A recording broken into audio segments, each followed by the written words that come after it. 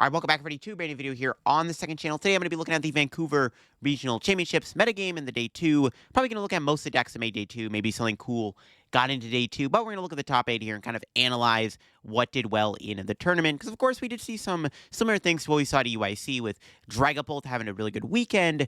We saw 2 different builds of Dragapult in top 8, and then we saw Gholdengo have another really good tournament this weekend, and some stuff in top 8. Probably wasn't expecting to see made top 8, so I'm definitely excited to look at all that, and hopefully some cool decks made it in today too we can look at. But yeah, if you're new to the second channel, make sure to subscribe down below. I'm on the road to 22k subs here, and if you enjoyed the video, leave a like, and yeah, let's get into the video. So yeah, Andrew Hedrick won the regional championships with Dragapult Dusknoir. So this is Andrew's 4th regional win now, and he has the IC wins. That's pretty insane. Andrew, obviously one of the best players of the modern era, won it with Dragapult, just won it with, the classic BDIF right now. Nothing really crazy about his list. He does play 1 Dusclops, I guess, as opposed to 2. Also plays 3-3-3 supporter line of, like, Arven, Iono, Lance. But other than that, it is just a pretty powerful list for Dragapult. I mean, Dragapult was the best deck in the room. I think, everyone would have expected a lot of Dragapult this tournament, and, yeah, it won the tournament overall. The Dusknoirs actually came in handy for Andrew in the finals against Gholdengo, because, like, Dragapult, one of the things with Dragapult is it does have an unfavored Gholdengo matchup, but the Dusknoirs actually made a difference. Andrew was able to use Dusknoir in Game 3 to actually win the game pretty effectively. We did see Lucas Zing in the finals here with the Gholdengo decks. This was the updated version of a Gholdengo that a lot of players were on this weekend. I played Gholdengo, as you saw. I was on stream this weekend, but I was not playing the Gholdengo deck that Zing was on. He was playing the baby Gholdengo and had the Spirit Tomb in the deck. A few changes from the EYC build. The updates were, of course, the one prize Gholdengo being really good in the mirror match. Also gives you, like, an extra attacker against Snorlax to put something in the deck. It's an interesting card. It has Striker Rich. You evolve it from your Gimme Ghoul. You get to 120 for 1 metal, and then you have the attack Surf back, which does 100 damage, and then you can put it back in the deck. So it's an interesting card. Very good in the mirror. Like I said, you can take the first prize with it, and if your opponent doesn't respect it and can't get around it, you can take another knockout with it, or you can attack with a 2-prizer, and then at that point you win the game. So, like, that's a really interesting inclusion within the Gholdengo deck. We do see the Spirit Tomb, which was kind of the big new addition, apart from the Gholdengo, was adding Tomb into the deck, because Tomb allows you to have a better time in a Cloth and Lugia, technically, but mainly for Cloth, right? Cloth really relies on Lumineon and Oranguru to play the game. Cloth was to be expected to be a bit more popular this weekend because it did win UIC, though ironically it didn't really make top 8 this weekend. No surprise there. But Tomb was good into the Cloth matchup, which is one of Gholdengo's worst matchups. The Tomb allows you to slow them down. Ironically, Zing did use Tomb to beat Roaring Moon, so it actually pulled its weight in the Roaring Moon matchup in top 4, which is pretty crazy. But this list is pretty solid. I mean, if you want to play Gholdengo, definitely play the second place list here. And then we got a Moon in top 4 by Lee Bui. This was kind of the crazy thing with seeing Roaring Moon do this well. Like, I think I did my tier list video, and I said Moon was like a D tier deck. I was like, this deck is not great right now. It doesn't really have anything going for it that other turbo decks like Miraidon and even Gouging Fire didn't have. But Moon, I mean, did surprise me by making top 4. I even lost to Roaring Moon in the tournament. I hit it myself, which I found to be a pretty hard matchup for Gholdengo to deal with. But yeah, Roaring Moon is pretty good, I guess, when it works. You got the baby Pokemon, the 1-prizers, Koraidon, the baby Moon. Then you have the Mooniacs, which can insta-KO. I'm not really sold in the deck yet, because I don't know if you're really beating Dragapult consistently, but Lee is somebody who does like to play these turbo decks. He was playing 4 catchers, the Lee Bui Classic. Yeah, pretty cool seeing the deck do well. Want to see if Turbo Moon can keep it up. The one thing I'll say about Moon is it does beat a lot of the control-y stuff, which I think Lee did hit a control deck in top 8, which was a pretty easy win because it's like a free matchup. We did see Miraidon top 4 here. Miraidon still had a pretty good showing this weekend, played by Caleb Rogerson. He might have been playing the same list he played at UIC. Yeah, he is. That same 60, just ran it back. Miraidon had a good weekend because it looked good. There's a lot of Lugia in the room. Dragapult, not a bad matchup. Gardevoir. It's like a decent play for the tournament, and still did well. And we had another Gholdengo in top 8 played by Trevor Reed, who was not playing the baby Gholdengo, but was playing the Spirit Tomb. So similar list once again to what Lucas was playing, except again, no baby Gholdengo. Did have the double water energy, though, still for the Greninja. So you can beat the mirror that way, I guess. But yeah, did have the Spirit Tomb in the deck, which does come in handy in the matchups like Cloth and Lugia. A lot of the Gholdengo players are playing Tomb this weekend. We heard about it, and I was like, we should put Tomb in our deck. We were playing Klefki, though. We'll talk a little bit more about my Gholdengo Dragapult build when we get to it later on in day 2. A few of my buddies were able to make day 2 of the deck. I'll talk about my run a little bit. I did do a tournament report. I got CP. I got 20 CP. I don't like doing tournament reports when I don't get CP. But I got 20 CP. But I could have done one, but it wasn't worth it, in my opinion. All right. The exciting thing is we saw my friend Anil in top 8 with the Dragapult deck. Now, Anil was able to make top 8 with Dragapult Stamp. It's kind of funny because I got Anil to play Gholdengo Palkia at UIC. And then after UIC, he was like, oh, I'm just going to play Dragapult to Vancouver. He's going to lock it in. He put like 2 weeks of practice into the deck and was able to pay it off with a top 8 finish. So there you go. If you're somebody who really wants to lock in for a tournament, putting practice in with the deck ahead of time actually pays off, because we saw Neil in top 8 here, and he literally told us after UIC, he's like, yeah, I'm just going to play Dragapult to Vancouver because I think, I just want to play the best deck. He put a lot of time in the deck, played a lot of it, won a League Cup with it, and like I said, it paid off really big for him making top 8 here at the tournament. I think this is Neil's first top 8. He's had a few bubbles, so it was awesome to see him finally get into top 8. He did lose to Miraidon. It's a pretty hard matchup, especially because he's not playing the Crystal. His deck is a little bit slower. Like I said, he was on the Unfair Stamp and the Monkey Dory kind of package. Had the Blood Moon in there. Did have the Defiance Vest. Pretty similar to what we saw from EYC, which what Vini played. But yeah, I mean, Dragapult Stamp, still pretty good, and made top 8. And Archaladon made top 8 here. Archaladon Dialga. Everyone likes to clown on this deck, but it's, it's a good deck, man. It's properly one of the stronger decks that people really like to clown on. But it is a good deck. Like I said, it's a good deck. It just doesn't have, I don't know, like, can it win a regional is the question. Maybe, maybe not. It did hit the Gholdengo in top 8, so not a great matchup there. So one kind of problem with playing the deck, it has a really bad Gholdengo matchup. But yeah, it was Dialga build, had the Scoop Up Cyclone, did play a Black Belt too, so really tech for Gholdengo, because you have Dialga and Archaladon, which can technically take all the Gholdengos out, because you can hit a Gholdengo and then Star Chronos it, and then knock it out with Metal Blast for the boss, and then you can Black Belt for game with the last Archaladon. Does have the 3 Jammings in there too in the deck. And that was that was one more in top 8, right? The Control made top 8 here. So yeah, one Control in top 8. This one does have a little bit more of an interesting build. It's playing Snorlax in the deck and has a Milotic line in the deck. The Milotic, which is immune to Terra, is then the one that prevents Turo from working. Really good against Dragapult, right? Because against Dragapult, they can't really do anything against the Milotic EX, and then the baby Milotic stops Turo, which can allow you to like Saw Block or Snorlax lock your opponent out of the game. Yeah, Control's a pretty good deck. If it's played by the right player, the right build, for the right tournament, it's always going to do well, and I'm not surprised to see it make top 8. But again, it did hit the Roaring Moon in top 8, which is like an insta-loss. And then in ASIM here, we did have Christian Labella in 9th place with Drago, which I was surprised to see him do so well with Drago. I mean, he went 8-0 in day 1. He had a really good weekend with Regidrago. It was the classic build of the deck. I mean, the one difference, I guess, there's a Turo and a Latias in the deck. But yeah, there's no Badu, no Crispin, no Poppy or anything like that. Any of those like crazy techs people have been talking about needing to be in Regidrago. Just kind of kept it classic, right? He does have the Clefairy in the deck.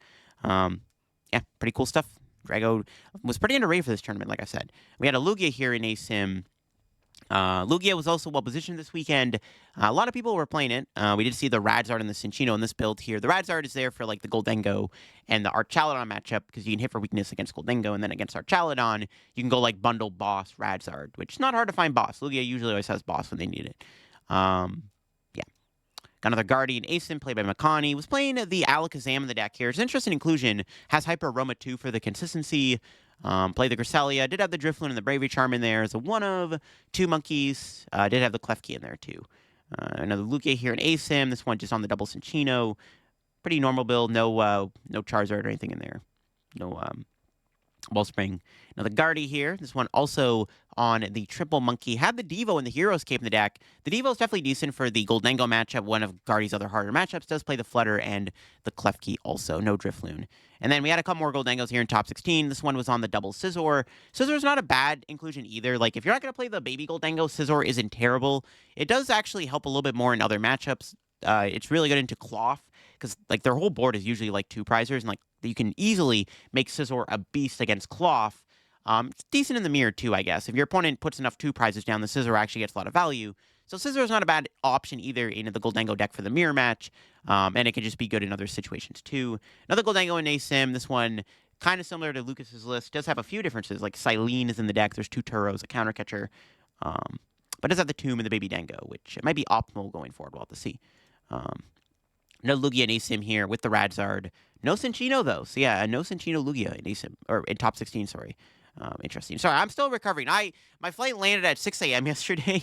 So, like, I, like, slept all day yesterday, and I'm still, like, my brain is still, like, half awake right now. So, I apologize if I, like, say anything, like, incorrectly in this video.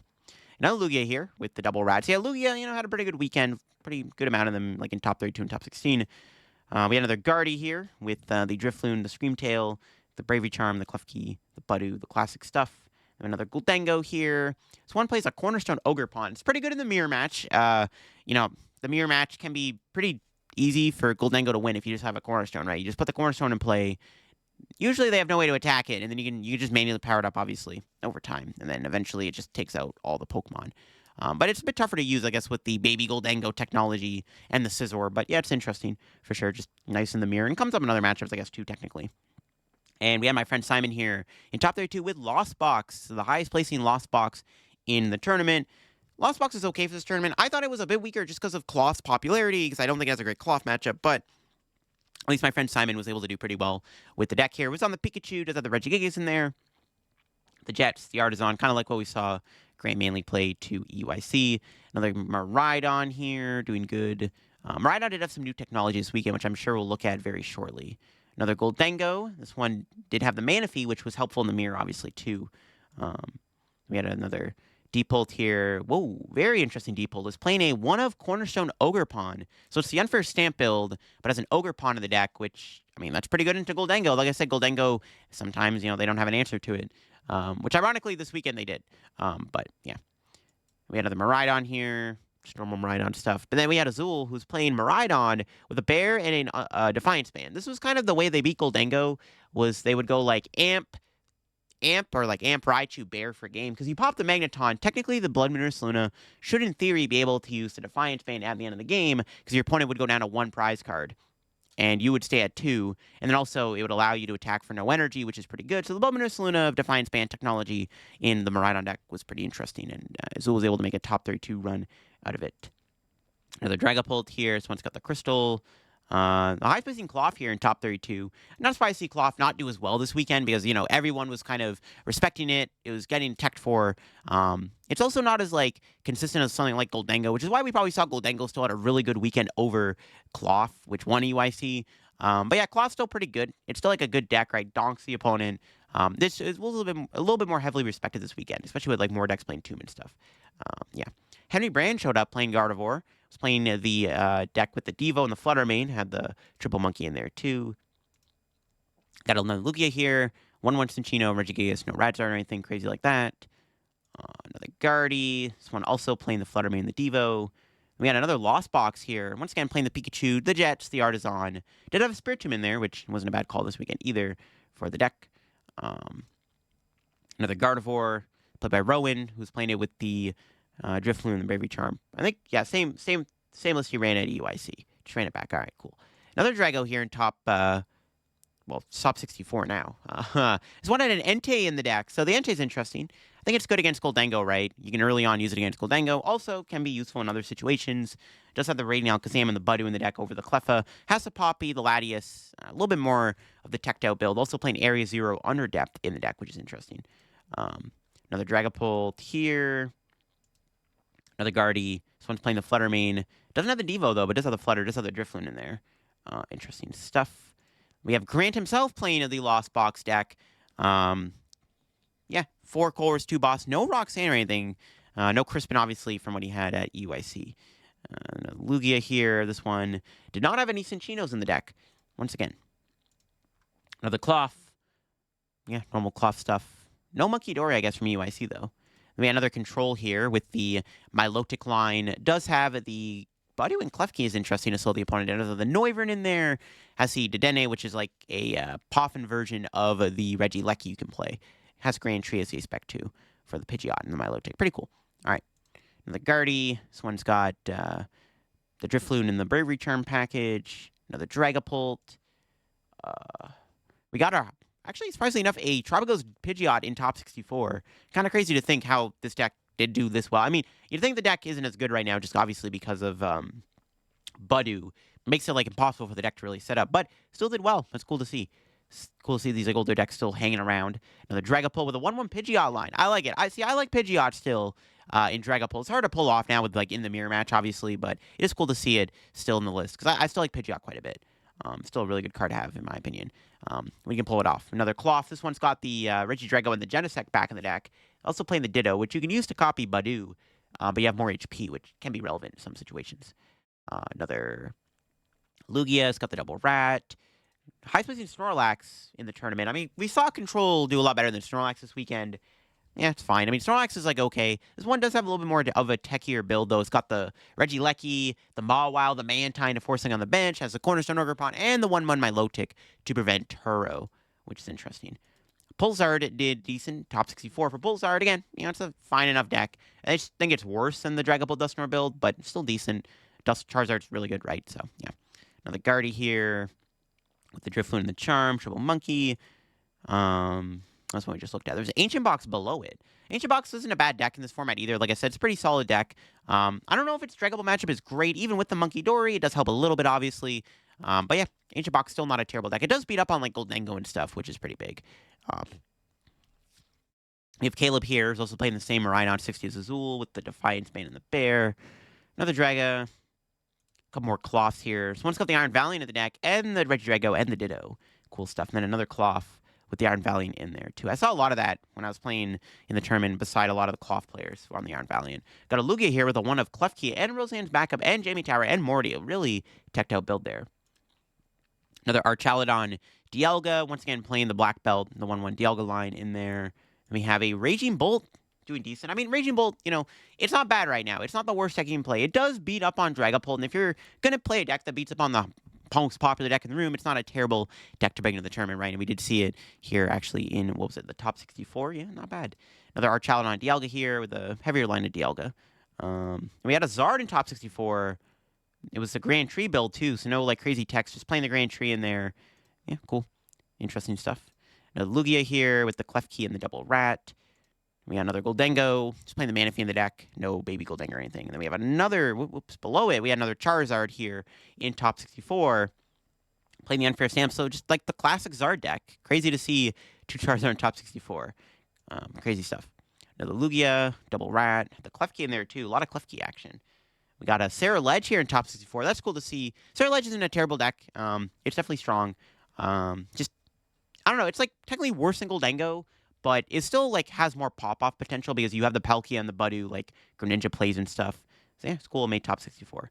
We got another Cloth here in top 64 to round things out here. That was the top 64 of the tournament. We look at some of the more decks here. If we want, we got the Miraidon, Gholdengo here.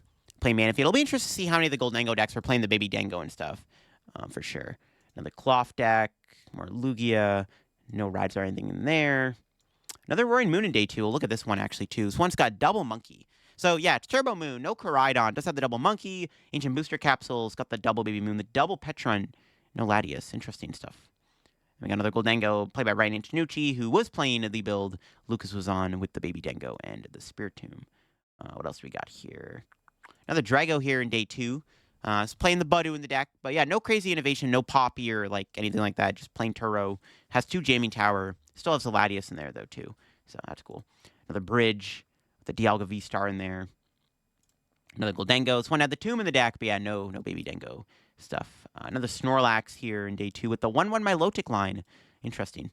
I've even heard that some of the Snorlax decks are playing the Milotic EX also on top of the Turo, the anti-Turo Milotic that we just looked at. Another Dragapult with the Unfair Stamp. Does have a Cornerstone in there. It's like the one we saw earlier with the Cornerstone Dragapult in there. Very crazy stuff. A couple Lost Boxes here. Once again, the Pikachu build with the Artisans. And the Pikachu build with Artisan. Does have a 1-up Pokestop, though, too. Another Pulsar here in day 2 with the Unfair Stamp. And then we have another Gholdengo, which, yeah, no Tumor, Baby Dango or anything. Another Archaladon Dialga there. What else? We got Lugia. Does Lugia's got anything crazy? Yeah, it's got the Radzard and the Cinccino in there. Again, a lot of Murmurings of the Radzard team play. We have a Lost Box deck with a 1-up Fan Rotom, which is interesting, and a Hassle. I kind of like this deck, actually. I like this list. The idea of Fan Rotom is kind of cool. It helps against the Badu. I mean, you have the 1-up Jet Energy. You can donk your opponent. Triple Artisan, too, to pull it off. It's actually not terrible. I mean, Fan Rotom's like worse than Cramp, technically, but can be better because you don't have to put cards in the Lost Zone. Another Stamp Dragapult deck with a Latias in there. It's interesting. I guess it helps you if they try to, like, stall Alakazam or something. Another Ceruledge in day 2. Once again, playing to the Palkia line. No Budu, though. It does have a Tomb in the deck, though. And the Monkey Dories. That's cool. And our first Gouging Fire here in day 2. I mean, Gouging Fire is cool. I wasn't expecting the deck to have, like, a breakthrough performance again after we saw it do well at Merida. It's still a really interesting archetype. Still not a bad deck. I'm not surprised to see one in day 2 for sure. It's a cool deck. Cool stuff. And it's nice to see it still in day 2 regardless. Another Pikachu Lost Box with that Fan Rotom. Cool. I like it. Another Dengo. Yeah, no baby Dingo in there. Another Cloth here. Yeah, this looks like the UIC build. Another Gholdengo with the baby Dango. So I wouldn't have the baby Dango in it. We had a Control once again in day 2, played by Aiden Koos, who was once again playing in the Milotic package. Had the Mantine in there, the Luxray Regilecki, Mawile Cornerstone. Megaton Blower, though, is the spec over the Grand Tree. And the Heroescape, I guess, the other one that's popular. But yeah, discard all tools, special energy from your opponent's Pokemon, and also Stadium in play. Very good against Lugia specifically, which is one of Control's more infamously hard matchups. More Lost Box, just, yeah, straight Pikachu Lost Box with Pokestops. So this is a more turbo build. Another Raging Bolt in day 2 here. Cool stuff. A couple more Lost Boxes. Yeah, more Pika Lost Box with the Tomb. And another Pika Lost Box here with the Pokestops. Some more in the turbo build there. Let's see, another Lugia, the Double Rat, the Lost Box here. We have the Artisan and the Pokestop split. I don't hate it. Let's see. Another Turbo Moon. This one had a 1/1 Darkrai in the deck, yo, and the Baby Monkey Dory. So the Darkrai V-Star is interesting. It lets you obviously reuse your items. Does play 4 catchers. Got the Prime catchers. You can reuse those. You can reuse Dark Patch. Definitely not bad for the deck. Does have the Monkey Dory. It is cool to see Darkrai V-Star probably get one last page here on Limitless before it rotates out of the format. It's like, weirdly enough, Darkrai is like one of the more forgotten about V-Star Pokemon during its run in the game. Everyone just kind of, like, when it came out, it got a lot of hype, but it just never went anywhere. So it is cool to see at least one more Darkrai in day 2 here before it rotates out of the format. This will probably be the last time we see a Darkrai in day 2, unless somebody does well with it enough at, Stockholm is the next one. Another Gholdengo. This one had the Baby Tomb and the Gholdengo in there, though. Another Drago here in day 2. This one had Lumineon on the deck, and double Budu, and double Crispin. So a little bit more heavy there on the text and stuff. Another Dragapult, and for a stamp build, another Gholdengo here. Yeah, no tumor, baby Dengo, but still in there. All right, another Turbo Lost Box with the Artisan and the Jets. See another Gholdengo here with the Dusknoir and the Togeous. Okay, this is interesting. So, getting a break from the normal Gholdengo build. We see the Dusknoir and the Kiss in the deck. The Kiss isn't bad still. We were considering playing it actually instead of the Dragapult package. We'll talk about my Dragapult build very soon. It's coming up. But yeah, the Togeous was interesting. We were considering playing it also because Togeous is still a really strong card, right? And the Dusknoir is not a bad idea either. I'm not a big fan of it personally, but I do like the idea of Togeous in the Gholdengo deck for sure. And we'll get to my list very soon. Another got an Ancient Box in day 2. Heavy Tusk on that one. Let's see here. Got anything else to look at? Let's see this Gholdengo. Okay, we got Gholdengo Palkia in day 2. Surprisingly, it didn't do as well. I thought Gholdengo Palkia would be a bit better in day 2, considering a lot of the Gholdengo non-Palkias made day 2, which is a better matchup for the Palkia build, right? In my opinion, anyways, it is. And the Palkia is still not bad. Another Gouging Fire here in day 2. Double Delphox. Interesting. It's a really heavy Delphox there. And another Turbo Moon in day 2. More Turbo Moon in day 2 than I would have expected, which is honestly kind of crazy. Couple more Gholdengos here. Another Palkia build. Yeah, the normal build. Okay, so no Palkia. Another Ceruledge in day 2. Quite a few Ceruledges in day 2. This one doesn't play Palkia. Has double Klefki in the deck and a Fan Rotom. Also playing the 2 Jamming and the Seeger Box. That's cool. Crazy stuff there. Another Lost Box. See this Lugia. Black Belt's interesting, actually. Lugia. Wow, okay, so that's interesting. You can use Black Belt with, like, Bear. Even Lugia V-Star to knock out a Gholdengo out of nowhere. That's actually a very, very cool inclusion in the deck. Cool. I like it. Another Turbo Lost Box. Gholdengo here. It's got the Tomb. Didn't have the Baby Dingo. Got an Archaludon here. See, I know Dialga in this Archaludon, just like the straightforward normal Archaludon. Another Raging Bolt here in day 2. Let's see. Another Gholdengo. What does this one got? Yo, Gholdengo Ceruledge in day 2. Yo, and this one's even got the Baby Gholdengo too. Crazy stuff. I like this combo. I've done a video on this deck before. It's a really cool concept where you can, like, use Gholdengo to discard energy, and then late game, you clean up with Ceruledge. It's cool if somebody made day 2 with the deck. It's nice to see. Another Turbo Lost Box. Let's see. Another Turbo Moon in day 2. Crazy. Oh, wow. With a 1/1 Regidrago V-Star line. Okay, wow. The Drago, I guess, is interesting. Like, kind of like the Darkrai. You can get back resources to, like, pull off more crazy combos. Also playing the Water Energy, the E-Switch Greninja engine. So you can, like, pull off ninja plays out of nowhere, I guess. The Drago does help you do that, obviously. An Arc Armor Rouge made day 2. That's pretty hype to see. I like this deck a lot. I was rooting for it this weekend. Cool to see in day 2, though. It's got the Max Belt and the Hearthflame Ogre Pawn in the deck, which is cool.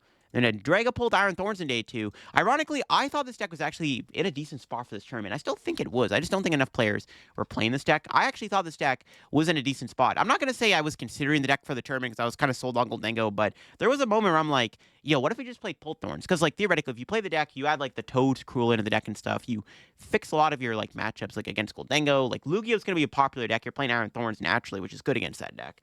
I guess, like, the one thing, though, is I still don't know if you're beating stuff like Gardevoir and Dragapult Mirror, but it's still a decent archetype. Like, I was surprised it didn't do better in the tournament, in all honesty. Another Pulsar here. This one's got an NTV in the deck, which is a cool option to have. A couple more Dengos here. This one was same 60 as Lucas. And then finally, we get to my build here, played by my friend Sashi, who was able to make day 2. So yeah, this is the Dragapult Gholdengo deck we played to the tournament. Now, leading up to the tournament, I was building Gholdengo with Klefki, because I thought Klefki was really good for this tournament, really good into Cloth specifically, which I was trying to fix that matchup. I found the Cloth matchup to be tough, and Klefki can help against, like, Lugia too, and it was good against, like, the Turbo decks. Like, it made your Miraidon matchup even more winnable. The idea of Klefki was kind of, like, similar to how you'd play, like, Gardevoir or Dragapult, right? You'd sit behind, like, that Klefki or Buddy or whatever, and then you'd slow your opponent down. We get to build your board up, so you can, like, sit behind the Klefki while you get your Gholdengos out. You can get your Dragapult in play. The Dracloak was just kind of inspired from, like, the Japan list we saw. We tried it out, and the Dragapult was actually pretty good against, like, Gardevoir and stuff. And it can come up in, like, Mirror. You can use Dracloak in the Mirror, we found. I guess in the Mirror, the idea was to, like, attack with Klefki, then try to take the first knockout with Dracloak. But we didn't know about the Baby Dengo. If we didn't know about the Baby Dengo, we probably would have played that instead of the Dragapult, obviously. The Dragapult is cool. If you want to see me on stream play the deck and show off how effective this list was, actually, definitely watch my stream match, where we really got to show off the power of the deck. I'm glad a couple of my buddies made it too. We didn't really do that great in the tournament overall. Like, I think it was, like, the weaker of the Dragapult decks we could have, or the Gholdengo decks we could have brought to the tournament. I started off 3-0. As you saw, I went on stream, went 3-0. In my next game, I lost to Cloth because in game 3, unfortunately, I opened Gimme Ghoul. No other basics. I didn't start Klefki, which, was kind of the idea of playing 2 Klefki. And then my next round after that, we went to game 3 against Dragapult. He made me go first.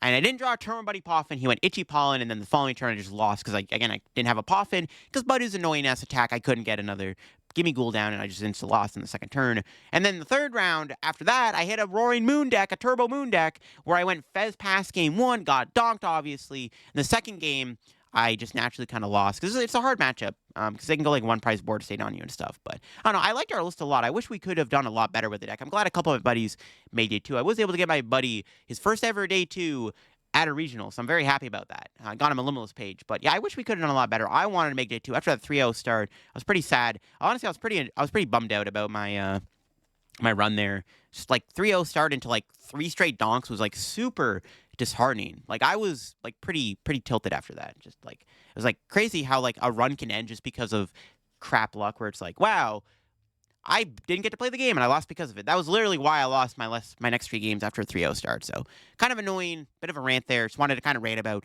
how bullshit the game can be sometimes. Yeah, just wanted to mention that. All right, anyways, moving on.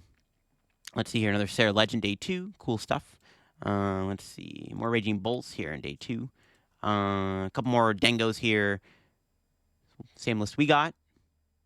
And then, yeah, it's my friend Angelo got him his first day 2, another Dengo with the Baby Dengo and the Tomb. Again, if we knew about that, we probably would have just played that. Ooh, a Reggie Pika deck made day 2. That's cool to see. Always happy to see this deck. Probably, again, the last time we're going to see the Reggies in day 2 altogether. We might see Regidrago in day 2 in the Cloth deck if that ever makes day 2 at the, like, next major regional in this format. But last time we're probably going to see the Reggie Pika deck in day 2. Hopefully not, though. Maybe someone will make day 2 with it in Stockholm. It's a cool deck, man. I like it. Pika. And a bunch of Gholdengos here at the end of day 2. This one's also got the Tomb and stuff. And then we got more here. The Manaphy in there. What about this one? Scizor, double Scizor once again. And then finally round things out. Once again, playing the Manaphy and stuff. Yeah, cool. There you go. That is the entirety of day 2 at the Vancouver Regional Championships. Pretty cool stuff. Yeah, I mean, we saw Gholdengo have an insane run. We'll have to see if that translates, I think, into Stockholm, which is going to be, like, the last tournament of this format, I'm pretty sure. Dragapult winning was not surprising. The one, I guess, surprising thing, we didn't see a Gardevoir in top 8, but we did see one in ASIM, so I guess that kind of counts. We saw Drago do pretty well, too, and then Lugia did decent, too. Lost Box did well, and, like, not too surprised to see the results of this tournament. Nothing really too crazy went down overall. Just Gholdengo had a really good showing off of EUIC, and Claw flopped a little bit, or didn't perform as well as it could have, obviously. Yeah, that'll be for me on today's video, looking at the Day 2 decks. If you enjoyed the video, leave a like. If you're new to the channel, subscribe down below. We're on the road to 22K subs. Yeah, that'll be for me. I'll catch y'all later. Another video very soon here on the second channel. I think some new cards got revealed this weekend, so yeah, expect to see that very soon. So yeah, peace.